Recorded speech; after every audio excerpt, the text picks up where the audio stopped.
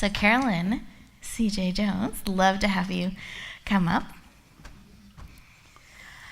Every time I connect with you, I just smile because I know what CJ stands for. And I love that about you. I love your heart for forgiveness and helping people really step into that powerfully in their life and appreciate the work that you do. I would love to welcome Carolyn CJ Jones to the stage. Woo! Thank you, Rebecca. I am so thrilled and honored to be in this anthology. It was July of 2004. I was 3 years sober.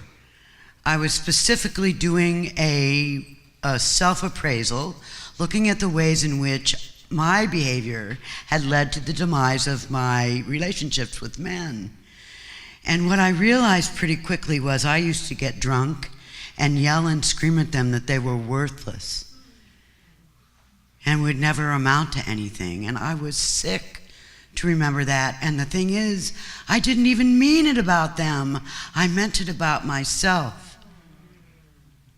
This became a huge issue of freedom for me because in that instant, I realized that all those years, my father called me worthless and said I would never amount to anything. He didn't mean it about me. He meant it about himself. Immediately, I felt peace and freedom. That set me free. It took me about another year of going back and forth between some anger and compassion before I actually forgave. But I got there.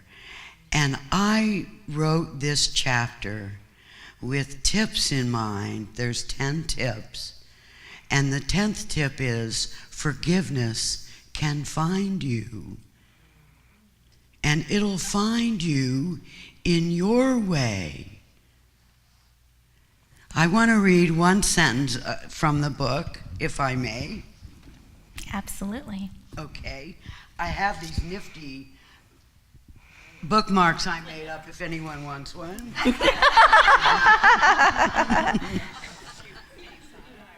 What I learned in the process of coming to forgive is vast. It's hard for me to go through all the experiences I've had in the period of time, from when I was 52 to my current 64, now 65, and remain blind to the wisdom and blessings that I've gained. It's easy, as a person graced with consciousness and awareness, to see the world with awe and wonder, with great gratitude.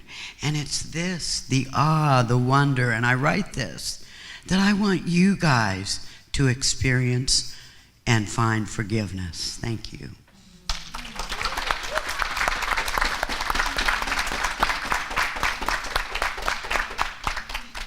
Thank you.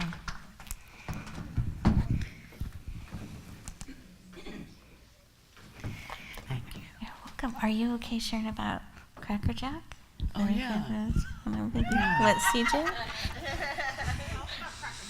Cracker Jack. So we're going to learn about CJ. Gosh, I can't remember how the story starts.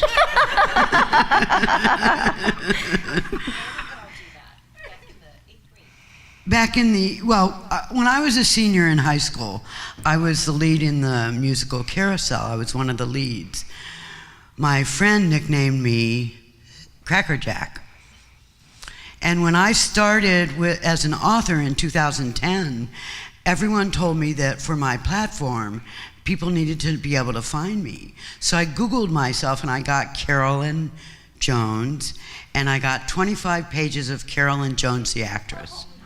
So I thought, Carolyn, you've got to do something to distinguish yourself. So I thought, we will use Anne's nickname for me of Cracker Jack, and that is what CJ stands for.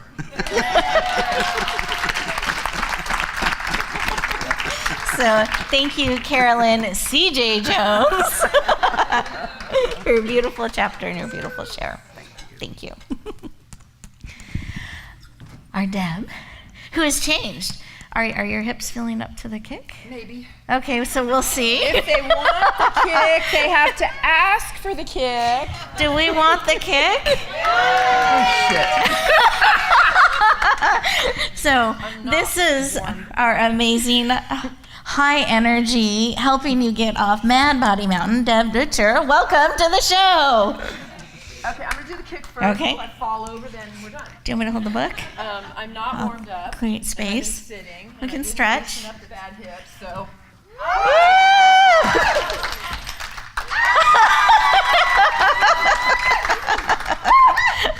don't know why I do that, but It's your signature. it's my ta-da. Because you know how you go to Chamber of Commerce and they all go, I have a roofing company. Well, I get up there and I go, I'm a health coach and I was in 4 car accidents and I can do this. Boom! I get clients. So. They were all other people's faults. Right, know. the accidents. I'm supporting you here. They actually were. That's a long story. We won't go into it now. But if you want to know, stay for dinner. So I wanted to write, when she came out with this title, I was like, oh, bloom where you're planted and shine. I've moved 6 times in 9 years. I had a divorce. I had an apartment. I had a home. I had another home. Then I moved in with a boyfriend. Then we got married. Then we bought a house. I have learned how to transplant. I can do this. I will write a chapter. And then I was depressed because of a certain presidential election. And I thought, you know what? I wanted to crawl into bed and never come out again. I thought, no. You have to be strong. You have to get out there and help people. Everybody's hearts are broken. Everybody's eating bonbons and brownies and ice cream and chips and not going to the gym because we just want to die. Get out of bed. Write the chapter. Make the TV channel. Just do it. Okay, so now, be inspired. Being heart strong means many things to me. 1 is to be strong when tragedy strikes. 2 is to create a strong and healthy body with a strong and powerful heart, and the earring fell off. 3, help others whose hearts are breaking. 4, stay strong when your beliefs and values are attacked or challenged. That was fun. 5, stand up for what you believe, even when it is not the norm or popular opinion in the red district of Brentwood, California. Okay, and the next little piece I want to read you. Being heartstrong is being willing to take back your health at any age. It is being willing to acknowledge that something has to change and then making that change. It is not hiding away, continuing to munch on your best friends, the chips and ice cream. It is hard, but it is not impossible.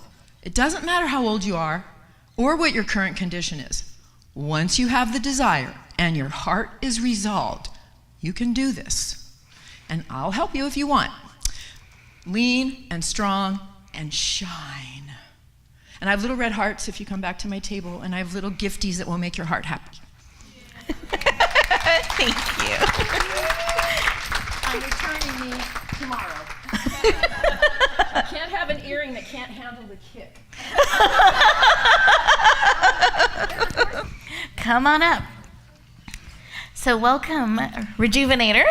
Woohoo. Rejuvenator, yes. We're excited to have you here. So welcome to the center of the stage. This is amazing. We go by Brooke Peterson. Very excited to have her joining us today and sharing how we can rejuvenate and thrive. Absolutely. So welcome to the stage. Thank you. What an act to follow. And the universe even had me sit next to you. Good grief. Breathe. My chapter is called I'm a Holy Shifter. Yeah, you got that, shifter.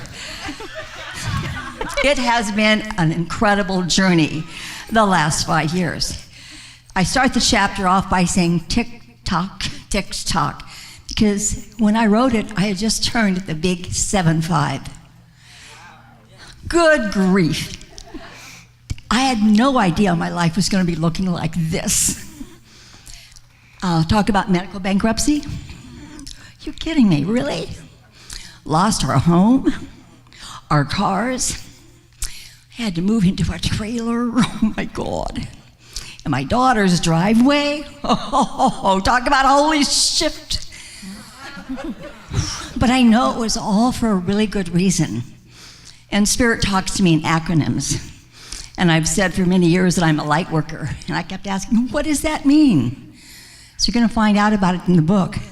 But for me, the acronym for light is living in gratitude, harmony, and trust. And I've got to do that for the last 5 years. And everything has now shifted to a greater holy shift. So become a holy shifter and read all about it, page 200. Thank you. Thank you. Now, this is our amazing Jim that has been holding space for us all day and leading and guiding us and keeping us on track and on time. Can we give him a round of applause? Beautiful, and I'm very honored to have you in our book and part of this journey, and I'm so excited to have you share. Please welcome Jim T. Chong to the center of the stage. Awesome. Deb, I'm really inspired. Would you like to see me jump? Us Asian people can do it all the way from there to there. Would you like to see me do that? Yeah, I would too. Okay, in all sincerity, I'll tell you, life has really been good to me. I feel like I've been blessed through a lot of my life. Beautiful daughter, beautiful son. Had an incredible marriage, and my chapter actually starts, do you remember the 21st night in September? Remember what song that was? Earth, Wind, and Fire, September. We got married September 21st, incredible night.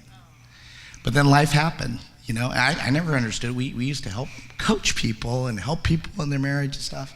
So something happened really bad to somebody that we really loved, part of our family. Then divorce would have it. A lot of things went down that path. And I was feeling really lonely in a 5-bedroom home. And then I realized everything's about perspective. There's a lot of people. I had a lot of friends that supported me, but yet I went through a lot, feeling alone. Then an organization said, I want you to write a song. This deals with healing, Michelle knows that organization. So I said, I'll write you a song. I wrote a song. And she goes, I go, hey, I wrote you a song, here are the words. She goes, you really did it? I said, I told you I would. I'm on your board, right? And then I had it professionally recorded. But I remember writing that song. It had so much heart for me because that was the time I was sitting alone in the home, in a 5-bedroom home, thinking about my family. And I think about the good times in the bedroom that we shared, not the bad times. And we actually left on really good terms. But then I understood what it meant to feel pain. There is no pain like being with somebody that you love. They say it's kind of like having someone die on you, only get to see them over and over again, But I wrote a song, and I just want to read from you a little bit of the song. And my chapter is all about helping find the things, for you to be able to shine. And I've had the privilege to be able to represent a lot of organizations and stuff as a result. But the song goes like this. It says, when I look at all the people I've seen this past year, some were touched with happiness while others filled with fear. Some just need a warm embrace while others need a prayer. When they look deep into your eyes, will they see someone who cares? Are you an agent for progress more than just a notion? Are you an agent for progress joining healing's emotion today? And it says, you may be a beacon of hope or a whisper in the night for someone who feels all alone but still chooses to fight. You take an honest look, you're busy, this is true, but someday this beacon of hope may be waiting there for you. And it's all about not giving up, because I value moments. I value time with Rebecca, all of you here. I really take to heart the specialness this is. So with that, look at page 173, okay? And you'll get a chance to see that song, but it's just been an honor to be a part of this book project. Thank you, Rebecca. Thank you. Thank you, Jim. Thank you. So how are we working the prop situation?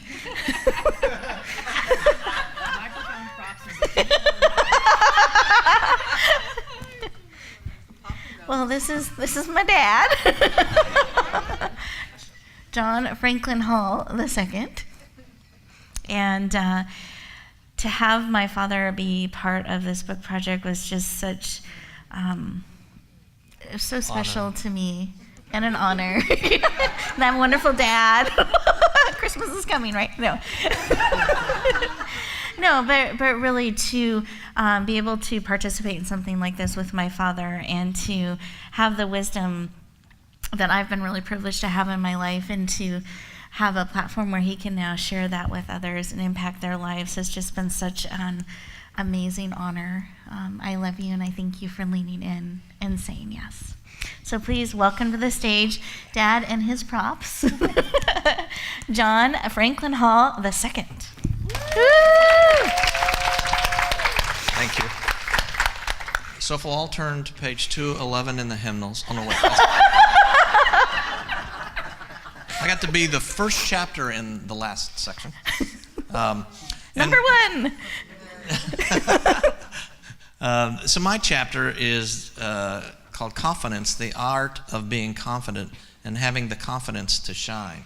So what I tried to do is tackle a little bit about a problem area that I had as a child is confidence. We often think, I've got to feel confident, I can't be confident. Sandy was talking about, feeling and how that impacts everything. So I started looking at, in high school I had no confidence whatsoever. And I think, this is not fun. So I sort of wondered, do you have to feel confident to be confident? Or do you act confident to feel confident? What do we have control over? And I joined the Navy, and after that I came back after boot camp, and I had a uniform on. You couldn't hide in a uniform very easily. So I had to face all my friends, but all of a sudden, I was somebody special. I had a prop, a uniform, and suddenly people treated me differently. I didn't feel any different, but people treated me differently.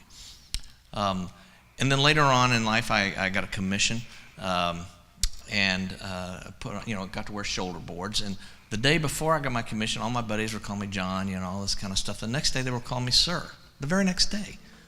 What was the difference? I didn't feel any different. I had shoulder boards. And so I talk about how we can find our shoulder boards, and maybe building our shoulder boards, which might just be a smile. Something that we can grasp onto to help us act confident, and that'll generate feeling confident. Because being confident is really neither acting or feeling, it's being. But if we feel confident because we act confident, we think of somebody who is a confident person and what they can do in life, mimic that. I talk about some techniques about that. And if we can start doing that, we can start feeling confident, and we can be more confident in our lives. So I encourage you, I've got some tips in there how to find your shoulder boards. It can make a difference in your lives and have more confidence. Yeah. Thank you.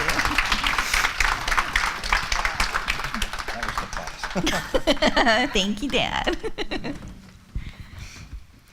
When I got married, Dad wanted to wear his whites. His uniform, right? You tried all different ways to make that happen. You asked me, you asked Andrew, my husband to be at that point, and then he asked my mom, and we had to keep letting him know the bride is wearing white, not the dad.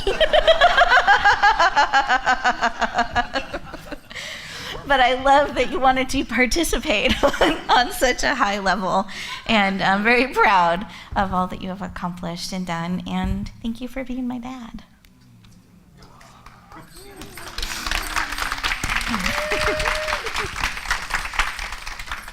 Baaaaahbra, come on up.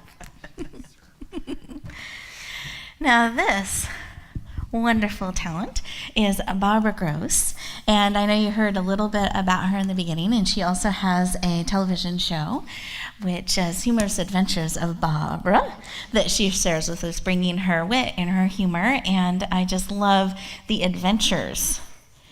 When you read her chapter, you're going to fall in love with her spirit and I'm a party waiting to happen, kind of let's lean in and do it. I love it, the Moscow Adventures. So please welcome to the center of the stage, Baaaaahbra Gross.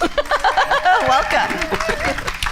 Well, thank you, Rebecca, and I'm very honored that you allowed me to be part of this fantastic book among the great authors with me, bloom where you're planted and shine. Thank you again. My honor and pleasure. Thank you. People say to me, why do these funny things keep happening to you? And I say back, if you listen carefully, they really weren't funny at the time. My chapter, page 220, is my adventures in Moscow. It just so happened that 6 years ago, I got hired by a company with headquarters in Moscow. They told me that there was an annual event I needed to attend, a meeting. But then they asked me, would you like to stay for the party? Well, it didn't take me a minute to respond, because my middle name is Party. It wasn't until weeks later I got to see the agenda. It was the amazing race. Look at me. Do I look like the kind of person that's gonna wanna go ziplining off a forest, off a cliff, climbing up mountains? When I was reading this agenda, I was so intent on thinking of how to get out of these things that I didn't read the mandatory items I was supposed to bring with me from the USA. Namely, a light to wear on my head so I could find the outhouse, bring your own toilet paper, and bring a bathing suit because it's 100 degrees and 100% humidity. Needless to say, the coolest thing I had was something like this. So, in closing, I won't say the whole thing. I just want to just let you know that my motto is, I think everybody has a choice in any situation. You can choose to laugh or you can choose to cry. And guess what? I choose to laugh, and I hope you will too. Thank you. Trisha. Okay. So this is our amazing Trisha Garrett, who is also the owner of Bright Light TV and the Trisha Garrett Show. I'm very honored to have you as part of this book and love what you share. So please welcome to the stage, Trisha Garrett. Thank you, Rebecca. This is absolutely amazing. I was part of the first anthology, which I thought, oh my gosh, I couldn't believe it was actually happening. And then to be a part of this anthology is just as amazing. And I'm just really honored to be, as Barbara was saying, amongst so many amazing co-authors. So thank you guys. My chapter on page 243 is where I'm going to be reading from, is I had a very interesting day, and I actually didn't think it was anything to write about, and I was literally sitting in my car having a conversation with Rebecca saying, oh, I'm struggling, I don't know what to write about, and I was sharing with her what was going on with had transpired, within my previous day. And she's like, that's your story right there. I was like, I don't know. But that's what I ended up writing about, because it was what seemed to be something that was, I don't want to say ordinary. It wasn't ordinary at all. But I began to realize that we are challenged with different things throughout the day, every single day. And we have an opportunity to choose. And so the title of my chapter is Blossom in the Midst of the Storm. So I'm just reading just the end of it. So while driving through the storm, there was peace and a calm, even though I remained present with all my senses on alert. This peace was like an amazing energy surrounding me in the car. Although my hands were firmly grasping the steering wheel, I felt as though this energy was controlling the car and clearing the path before me, allowing me to rest even deeper in the calm of the peace. In the midst of the storm, I realized I was set up to be right where I was at that moment. In the midst of the storm, experiencing an overwhelmed sense of peace, feeling safe, and held by something far greater than myself, the Holy Spirit. And I say that because so many times when we go through challenges, we want to like, oh God, how long is this going to last? How much more is it going to hurt? Is this really going to be the rest of my life? And I just want to encourage you to choose to be in the midst of the storm and just rest in it, because that's, believe it or not, it's where you'll find peace. Thank you. Thank you. Fariba. Welcome. Now, Fariba has been supporting us with sound behind the scenes, and she has been at every one of our events since we grew up and had sound in this way. And I really appreciate you helping us communicate so powerfully and share our messages out there, and I'm very honored to have you in this book. Thank you. So please lean in and warmly welcome the amazing Fariba Haidari to the stage. Woo! Thank you, Rebecca. Okay, I had no idea we're going to be talking, so I don't know what to say. Yeah, it's a pretty complicated story. You just have to buy the book and read it. I like that. Do I get commission? What? 133. Basically, What's the title of your chapter? Live to Love. I guess survival is in different forms. You know, you can be a survivor of a medical condition or a car accident or, I don't know, something, but there's surviving situations of your life too. Those are the big ones. So, before you stand a survivor of many situations, which ironically just seem to follow me everywhere, but it's getting better. So, I'm really fortunate, I guess, to have met Rebecca. She paid me to say that. That's off the stage. You remember the $60? Okay.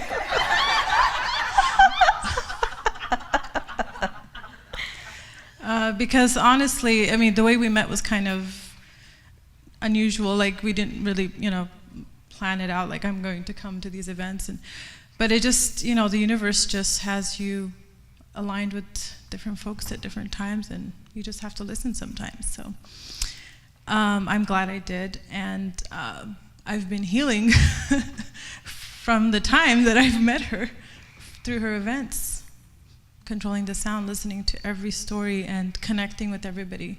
And now look, I'm in a chapter sharing my story, which I've never told anybody. So it's a long ways that I've come, and I don't know what the future holds, but I know Rebecca's in there somewhere. She keeps paying me, we're good. So funny. Thank you, Fariba. I take cash. No, I was very honored by your chapter and the willingness to share your story so deeply and transparently. I know anyone who reads her chapter will definitely be touched, inspired, and encouraged. And Fariba, you're definitely a survivor that leans in, stands, and gives. And you're a beautiful, shining example of that, and I thank you for being you.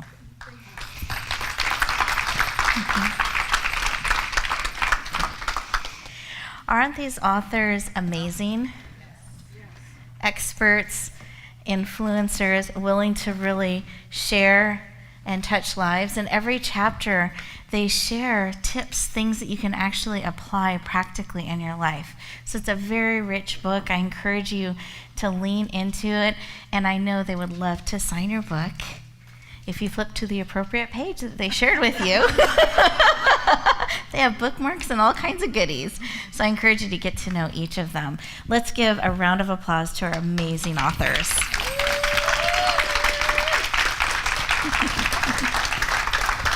Beautiful.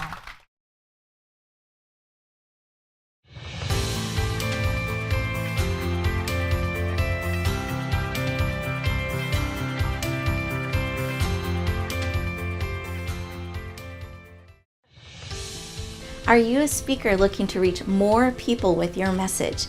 You have a global vision that you want to touch the world and make a global difference.